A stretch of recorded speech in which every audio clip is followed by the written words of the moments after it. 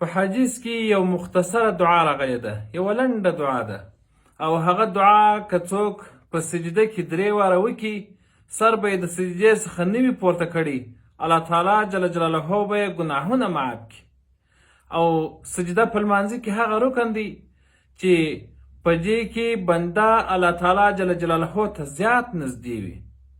حدیث کې راځي پیغمبر صلی الله علیه وسلم فرمایي وای اقرب ما یکون العبد من ربی وهو ساجد، تر ټولو څخه زیات نږدې چې بنده رب العالمین ته وي په وخت د سجدې کې وي. فاکثر الدعاء، نبی صلی الله علیه وسلم فرمایي وای په دغه وخت کې یعنې د سجدې په وخت کې زیاتې دعاګانې تاسو ته الله تعالی جل جلاله څخه وغواړي. هغه دعا او هغه کلمه کومه چې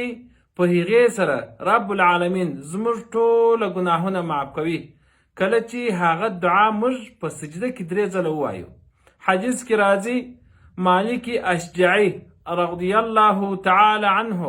د خپل پلار څخه روایت کوي، وای نبی صلی الله علیه وسلم فرمایلی دي ما من عبد،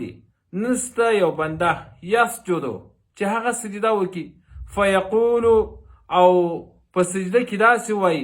رب اغفر لی 3 مرات، 3 واره دا رب اغفر لی ووایي. 3 ځله چې په سجده کې دغه کلمه ووایي دا رب اغفر لی، نو پیغمبر صلی الله علیه وسلم فرمایي الا غفر قبل ان يرفع رأسه، الله تعالی جل جلاله به دغه شخص ته بخښه وکړي د دغه شخص د سر د راپورته کېدلو څخه مخکې، یعنی تر څو چې دغه بنده دغه شخص د سجدې څخه سر نه راپورته کړي، الله تعالی جل جلاله به ټوله ګناهونه وبخښي. السلام علیکم ورحمة الله وبرکاته.